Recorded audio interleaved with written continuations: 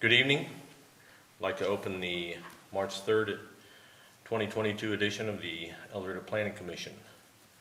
Mr. Shivers, can we have a roll call, please? Commissioner Fellers. Present. Commissioner Fischetti. Here. Commissioner Hackler. Commissioner Hughes. Here.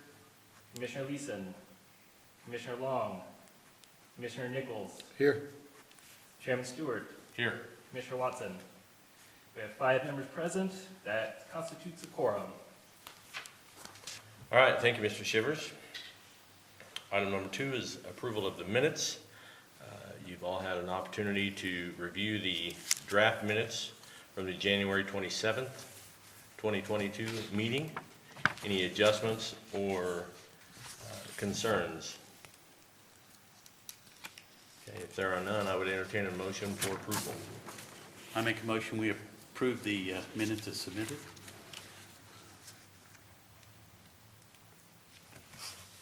Second? All right, we have a motion and a second. All those in favor say aye.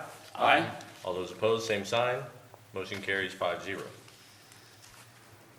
Item 3, new business, which is actually item number 1, case number 22-01-PLAT, consideration of the final plat of Myers East Second Edition.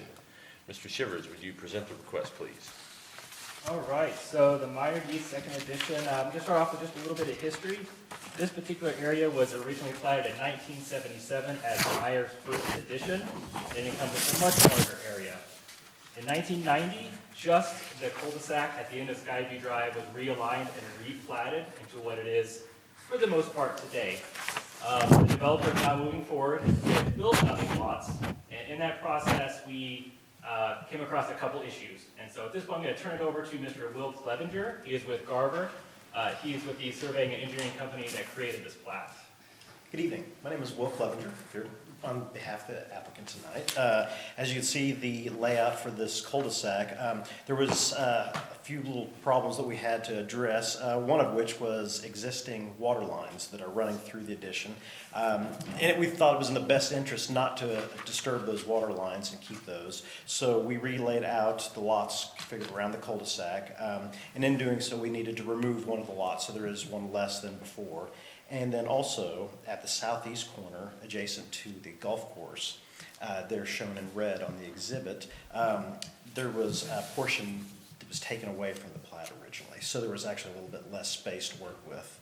And so part of that, keeping the lots buildable was part of the variance request that we had requested, which was heard on Tuesday. And that kind of constitutes why we had the lots laid out the way they are. And with that, I'd be happy to answer any other questions you might have. So I'll back up. I've been working with Will directly on this project. I know you guys have the plat in your packet, but I put up some slides just to help clarify a few of the changes.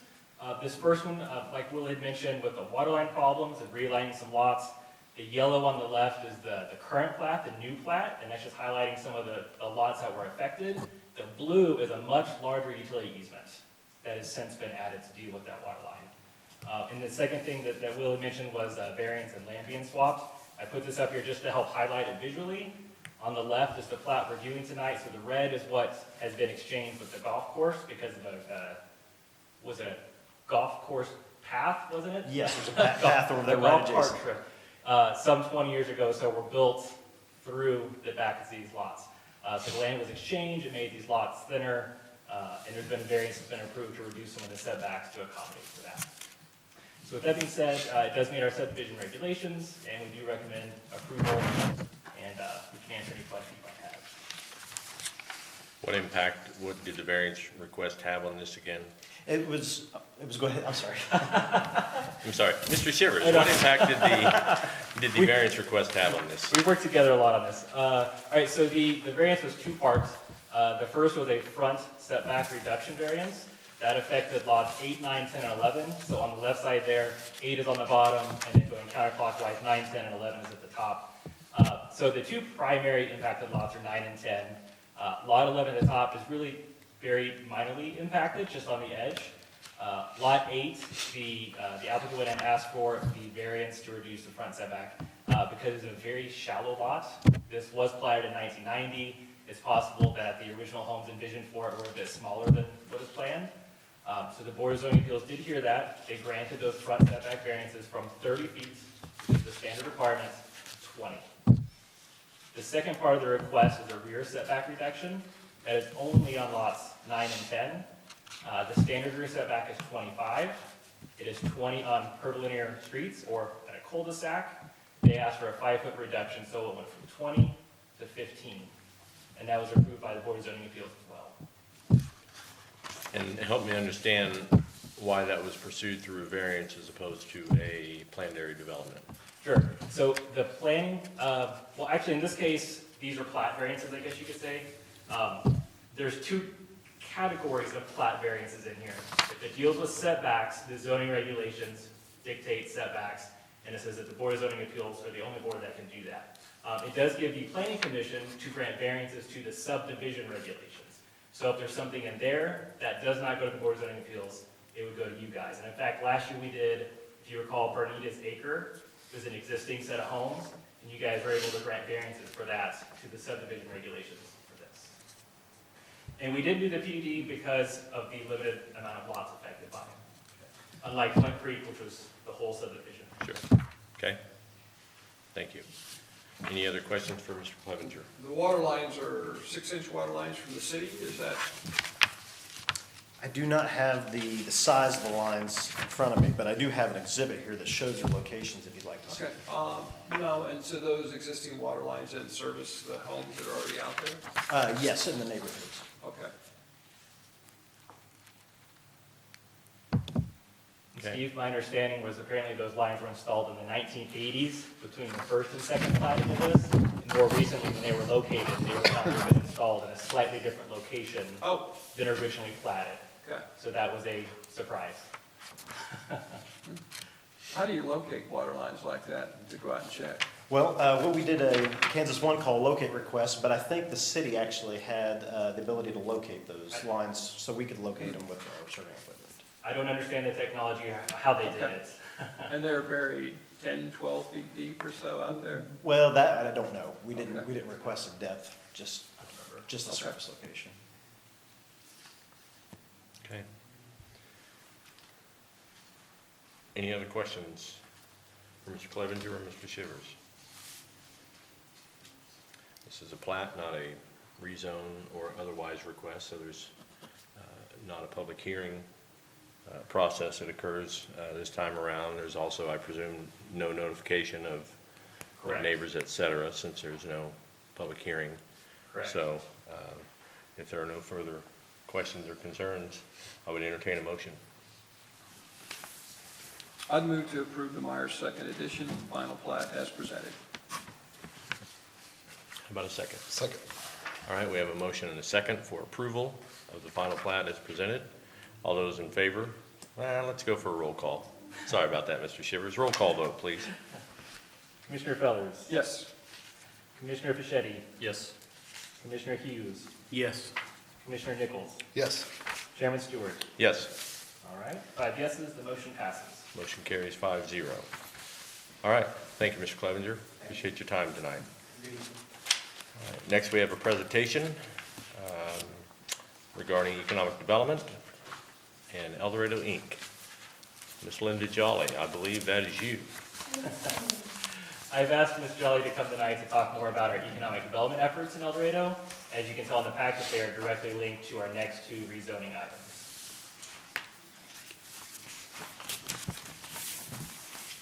Thank you. Sometimes it's easier to have a visual. Absolutely.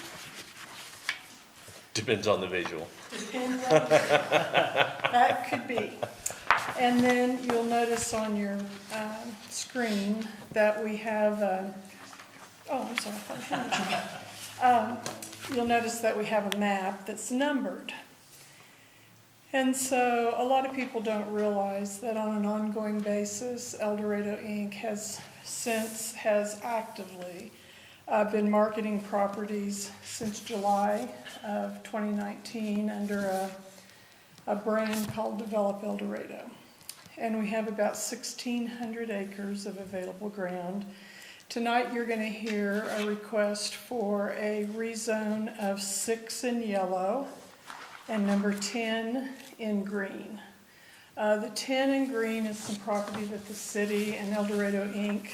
Bought together a number of years ago. It's approximately 100 acres, fairly flat ground. The city has title to 12, and parcel 11 is owned by KTA, and we've visited with them about an option to purchase that. So at the beginning of 19, El Dorado Inc. and the city went together and commissioned an industrial park master plan study for 12, 11, and 10. Basically, we don't have, although you have rural water under the turnpike, we don't have city water. 12 was already in the city. Recently, you have annexed 10, and you've annexed the 6 in green, in yellow. But we had a master plan study done for the 10, 11, 12 area, a little over 240 acres for industrial development, wanting to understand what amenities we had there. We have sold property on 12 for some time in small increments to Mears Fertilizer for some expansions and maybe some other businesses along there. But the desire has been to sell parcel 12 as just one large parcel. But we don't have the ability to deliver city water or sewer there at this time. So the businesses that are out there are on rural water, and they also have lagoons, and in fact, until recently, they were on a private natural gas line, but that has all been updated and improved. The long and short of it is we went through that process to determine what it would take to deliver water and sewer there. In the meantime, El Dorado Inc. and the city, who are partners and have been since 1987 as a public-private partnership, had long talked about being proactive about the sale of ground. Instead of waiting to see who came to us, maybe we should start going after companies we were interested in. And one of the things I'll tell you in this process is about these requests for proposals that we get. And I'll kind of go over an overview of what we've seen in the last year in 2020 and 2021. But we never know who those companies are. We know some things about them. They ask us many questions, but we never know who they are. So you could get through a whole process, or sometimes we're eliminated, and we don't know why. Many times we don't know why. We compete fairly well with our large parcels. But then the other side of it is we also realize that we have 10 million gallons of drought-resilient water a day to sell, and we aren't selling it. And even though we've had studies done, there's about 22 million gallons a day of water available.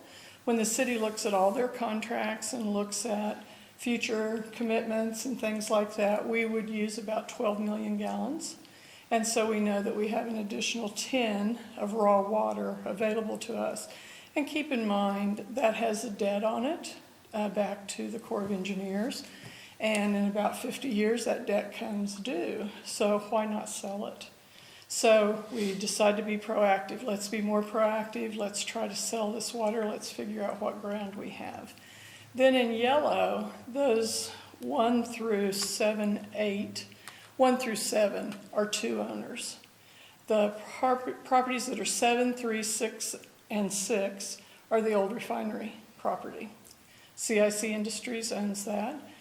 You heard and approved annexation of 6 not very long ago, and tonight you're going to see a request for 6 to be I-1, light industrial. 3 and 7 were already in the city. They're already light industrial. 1, 2, 4, and 5 have a separate ownership with Grizzly LLC. We're visiting with them. 4 and 5 are not in the city limits, and 4 and 5 are not I-1. And then 8's another owner here in town that we've been visiting with. But the bottom line is, when we have these requests for proposals, they say, is the property in a city? What is its zoning? Almost everything we see is at least I-1. And although we do have requests at times for things that think they want I-2, we're not willing to just open the floodgates and say, okay, it's all I-2, anything could go there. We would prefer, and El Dorado Inc., with participation from city guidance, requested that these properties be annexed and rezoned, because we don't want to wait the 90 or 120 days. Sometimes we lose deals because we're not zoned appropriately for them. Now, we have the ability under the I-1, if they don't meet the general criteria that's needed, to ask them to apply for a special use permit. So I-1 doesn't put us in a position where we're going to have something really onerous and we can't do anything about it. We might be in that situation if we went to I-2. But in this case, we feel fairly confident that by rezoning to I-1, we're prepared. If they come to us with a project that goes beyond what just the normal I-1 would allow, then they have to come back for a special use permit. And it's a time savings and it's a readiness thing. We are also working to certify these sites with the state of Kansas. And once that happens, that basically shows that you are shovel ready for the prospect. So if you'll look at this report, basically, we had put this together, and I think the easiest thing to look at when we want to talk about all this is, have we been hearing from anyone and what do they want? You'll see in the 2021 highlights and exempt projects, as well as the housing, just like in the housing, you've seen many of these projects come through planning and zoning. On the housing side, the exempt projects are things that will not be paying taxes even though they're making investment at this time because they're exempt. And then our 2021 highlights are primarily existing businesses that are expanding, rehabbing, things like that. But the 2021 RFP responses goes to the responses that we've been answering. So in 20 and 21, and obviously in 20 we didn't have very much activity with COVID being like it was, but towards the end of 20, we started to see more project requests. And although we received more requests than this, these are the ones that we think fit us best. So we were looking at 19 different projects. They don't all give us this information, so you can count. In some places we'll only have 16 responses to that. But basically, we say we want to sell water. We've seen projects that have asked for as little as 40,000 gallons a day, up to 5 million gallons a day. About 58% of the projects have wanted rail service. And as you know, we have UP that's coming through the bottom half of this property, and BNSF up to the east. And of course, the properties in yellow could be dual served by rail, which is something that doesn't happen very many places. Dual service with property available with 10 million gallons of water, which the water's what's making us unique. So, but 58% of them want rail. Acreage, you can look, and there's about 72% of the properties want over 100 acres. 100 to 150 has been 17%, 150 to 200 is 22%, and over 200 is 33%. Well, we have parcels that we can put together that are that big, and we talk about the property on the east side being the 828 acres. A number 3-4 years ago, I think you maybe had heard in the news about a Toyota Mazda project. We had submitted the yellow properties for Toyota Mazda. They did come to visit, but when they came to visit, they didn't come to see us. They brought a helicopter and they looked at our property. And as we went along the process, we knew we were in the top 10. And we had gotten word that if they cut to 3, we would be out. But if they cut to 6, we'd be in. So that's how close we came to that. Interestingly, Sarah was at a conference last week, and one of the presenters, who happened to be one of the site selectors on that project, said, well, cut your trees. You know the Toyota Mazda project?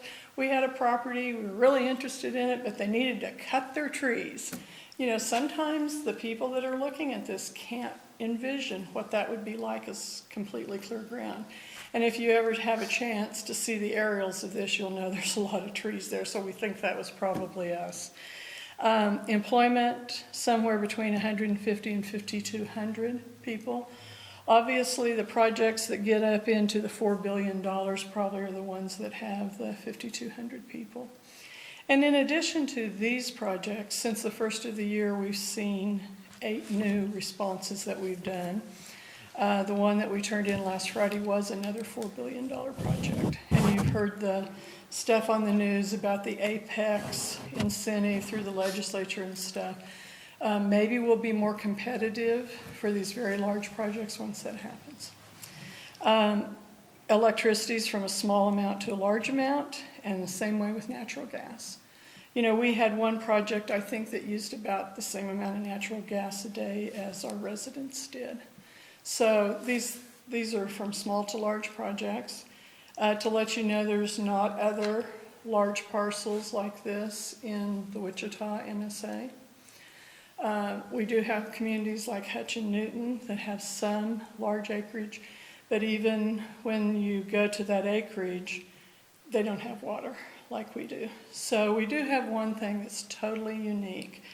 And we just think it's a matter of time before we get all the ducks in order. Like I said, we'll get the properties certified. We've been working hard the last couple of years, and we've seen about $1.7 million spent between us and our partners on studies and different things to understand more about our water capacity, our treatment capacities for water and sewer, our capacity to deliver. Today, although we have 10 million gallons of extra water per day that's drought resilient, our treatment plant can only treat about 1.5 million gallons more at peak. So there's a request right now to improve that by 3 million gallons a day. Same way with our treatment plant, it can do at least 1.5 at peak, but improvements for that, improvements for delivery, things like that. And like it says, some of these businesses are light to heavy industrial, some of them are food processing, light to heavy manufacturing, and liquid bottling. And then on the back is just some examples of the marketing that we've done. Evergy was very accommodating to us and has given us quite a bit of money to partner with us to create a branding, which was the Develop El Dorado Naturally Advantaged. We did something different, and we bought leads through a process called Gazelle AI, using artificial intelligence to determine when companies would be ready to expand or relocate. They grade them, on what they call G-scores. So we've had about 1,000 of those leads, as well as many others, and working with GWP on some different things. Long and short of it, COVID hasn't done us any favors in trying to go out and be proactive as much as we had hoped. We had, of the first 500 that we sent repeated information to via email, we had what we felt like were 22 solid leads. A lot of those leads are in Canada. When we would get a hold of them, they'd say, we have interest, but not now. We can't even cross our border. We can't send anybody to see properties, or, and some of them would say, we're still working at home, so we're picking that back up. But like I said, lots of things have gone on, direct mails, the virtual site tours. You can go out on developeldorado.com and go and look at a piece of property and have a site tour of that property. We've used that for some of these RFPs, so they don't have to come here, but we can give them a better idea of what things look like, and we can answer questions and give them information and so forth. So that's why we're asking for I-1 this evening, or we're part of the ask, and I'd be happy to answer any questions that you have.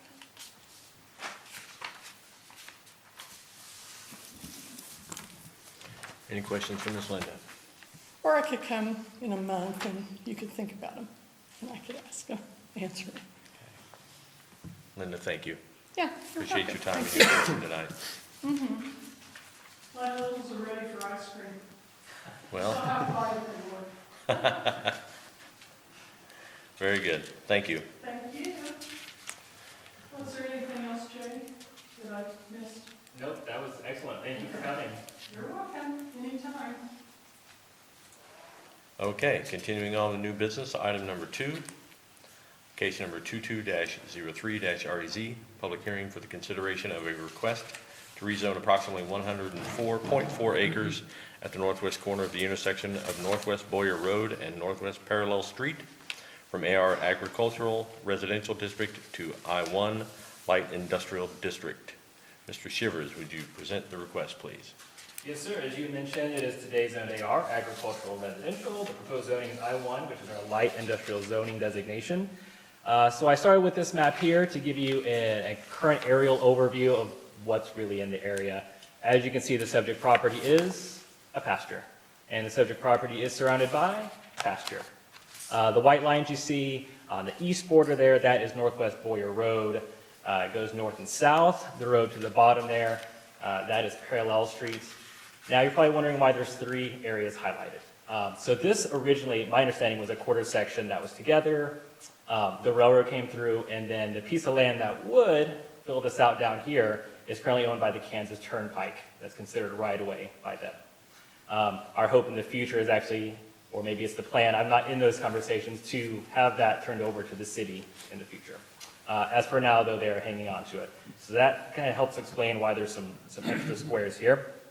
Okay, so it's mostly pasture and open space around there. The squiggly white lines, those are oil-filled roads. This area used to be a major oil field, especially in the early 1900s.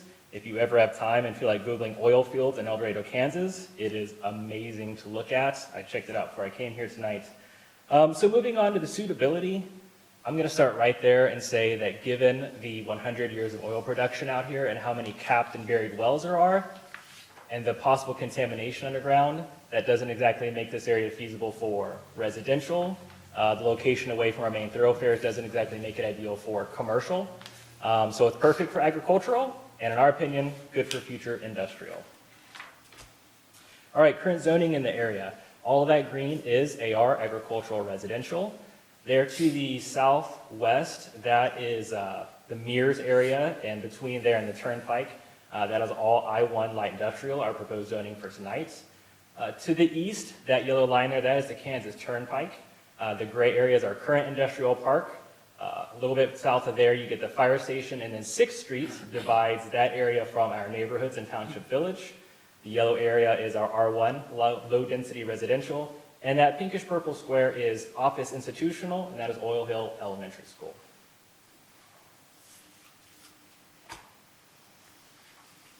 As Linda had mentioned, in 2019, we did do a West Industrial Park Master Plan.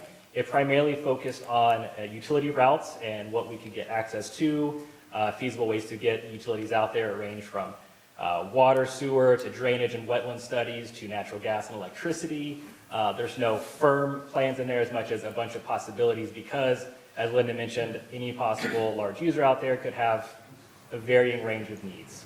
There's no sense in planning for one exact deal.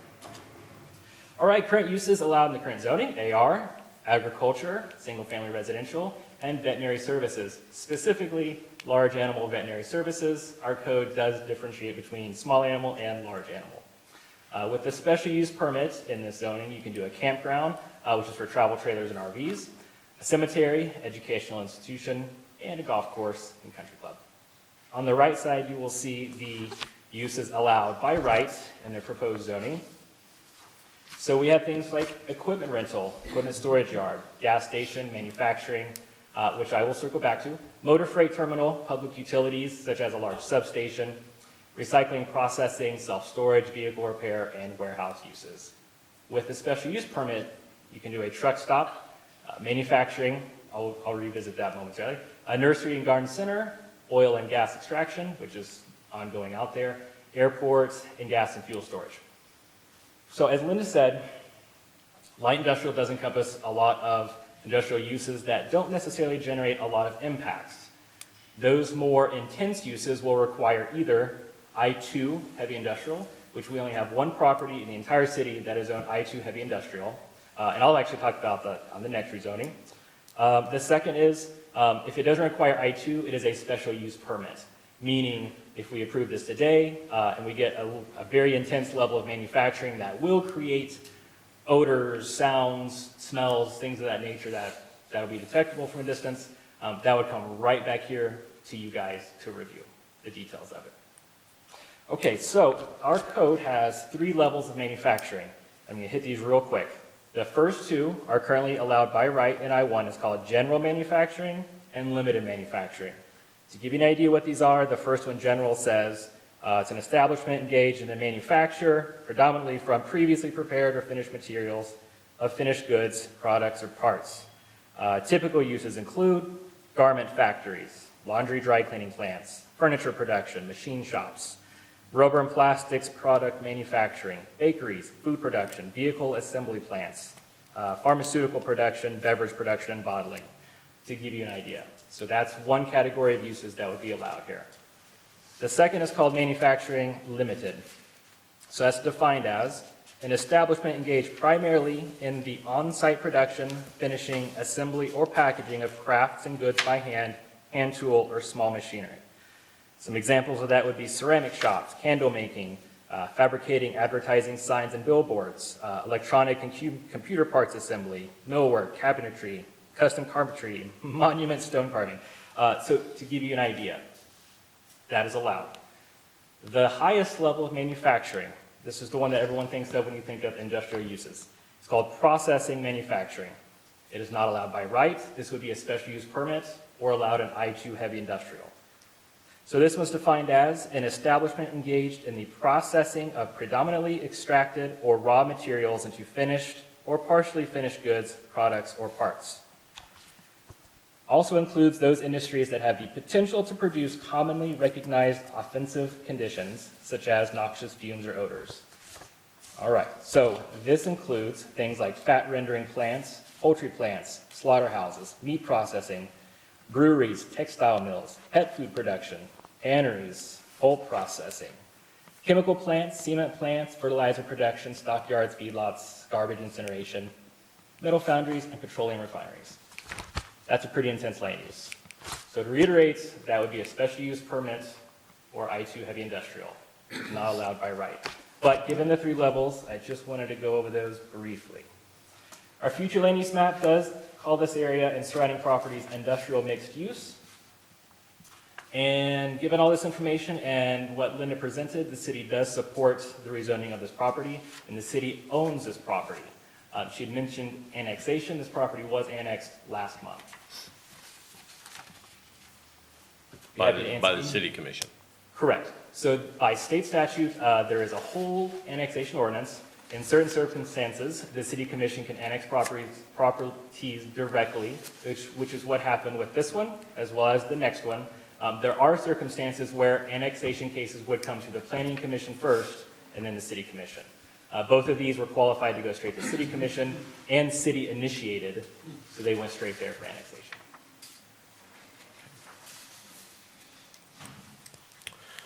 All right, anything further on that request? I think that's it. All right, thank you. We will move on to the public hearing. It is a packed house in here tonight. I know that you probably can't see that on the television, but we will formally open a public hearing on this case. If there's anyone here who doesn't happen to be the 6 of us that would like to speak, I ask that you come forward now, just in case somebody's watching out in the parking lot and want to dash in and breach the door. Seeing none, I would hereby close the public hearing and move on to item C, the discussion by the Planning Commission. Thoughts, concerns, questions? I appreciate the work by El Dorado Inc. and the city of El Dorado. I mean, that's fantastic, I think, what they're doing. That's a big plus for El Dorado. So thank you to all those people involved. Agreed. Yeah, I'd like to add one small thing. Considering the size of the properties and the size of the projects that El Dorado Inc. has been pursuing, these would not be developments that are 100% manufacturing, where it's nothing but putting things together and assembling them. The few that I've been let in on in the past, it's a combination of uses. There will be a manufacturing facility. There will also be warehousing and trucking facilities and rail facilities. There will be a building for administration and administrative services and office jobs. It is a combination of all these things. When you get big enough, you get it all. So I don't want you to think that the possibilities are only one big thing that may create all these impacts in the future. Okay. Other thoughts? Okay. With that, I would entertain a motion. I'd move to recommend the approval of case number 22-03-REZ, an application by the city of El Dorado to rezone approximately 104.4 acres at the northwest corner of the intersection of the Northwest Boyer Road and Northwest Parallel Street to I-1, Light Industrial District. For these reasons stated in the staff recommendation and heard at this public hearing. Okay, we have a motion. Do we have a second?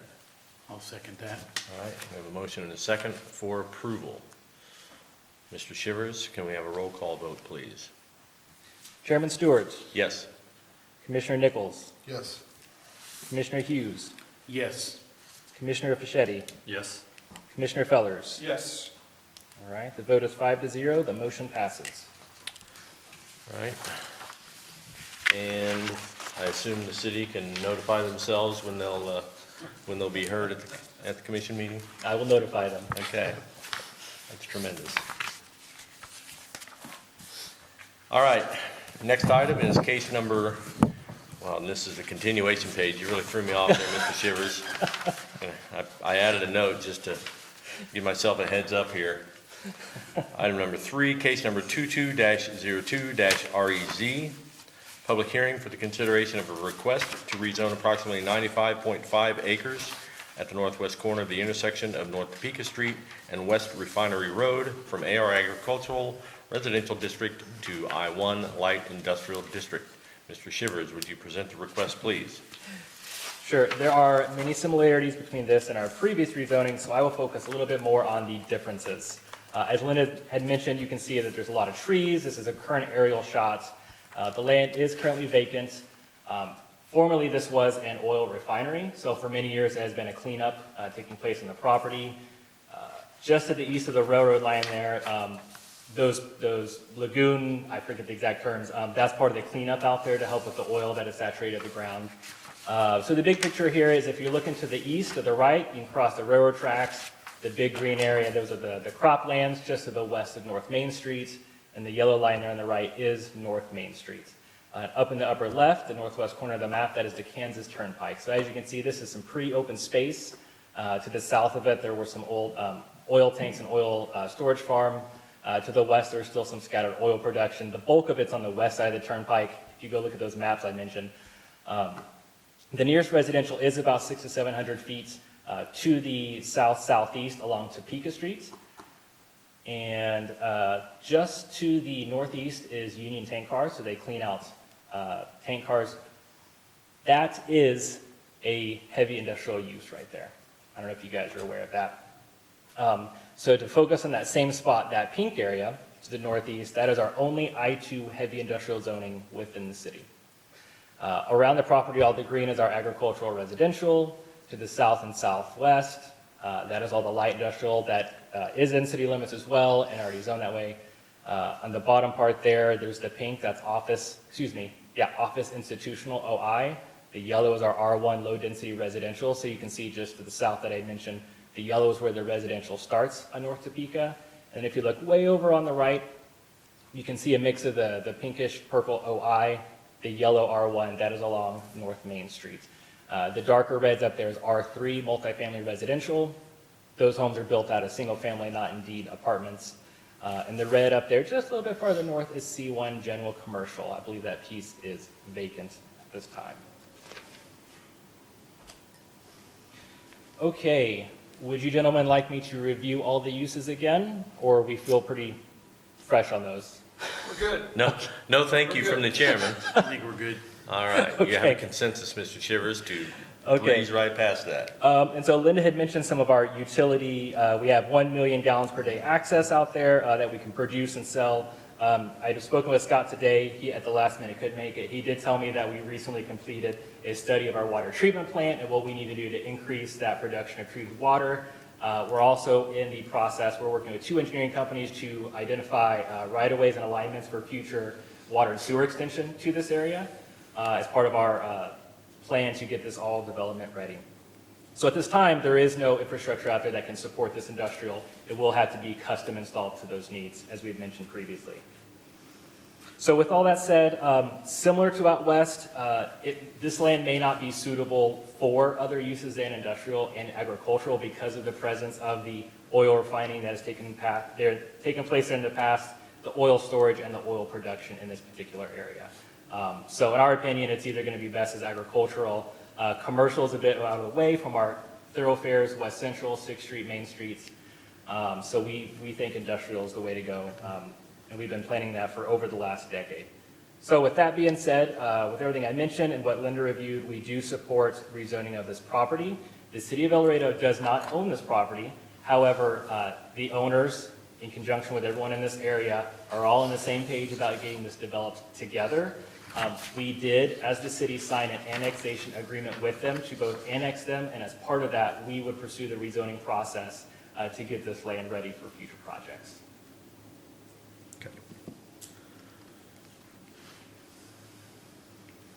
Okay, with that, we will open a public hearing. Anyone wishing to speak? Now is the time. Seeing no one else in the room, we will close the public hearing and open discussion by the planning commission. Any thoughts or concerns? I like that there's a rail right there. I think it works well if someone were to put something there.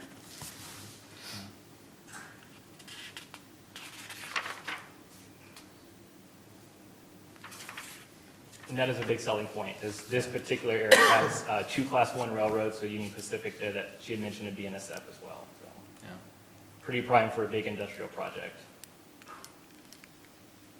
Okay. Other questions or concerns? All right. Seeing none, I would entertain a motion, please. I move to recommend the approval of case number 2202 REZ, an application by the city of El Dorado and El Paso CGP Company LLC to rezone approximately 95.5 acres at the northwest corner of the intersection of North Topeka Street and West Refinery Road to I-1 Light Industrial District for reasons stated in the staff recommendations and heard at this public hearing.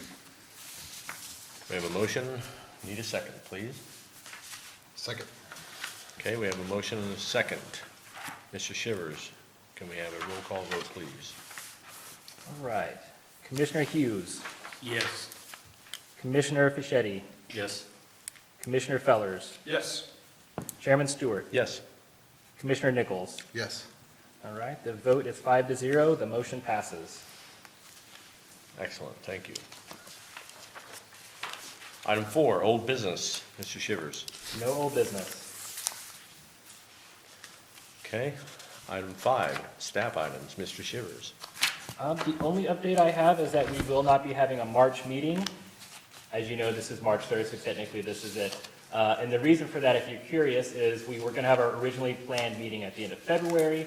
Our local publication, the Times Gazette, they had actually changed the way we send them notices. So when we sent them notices, they didn't get posted.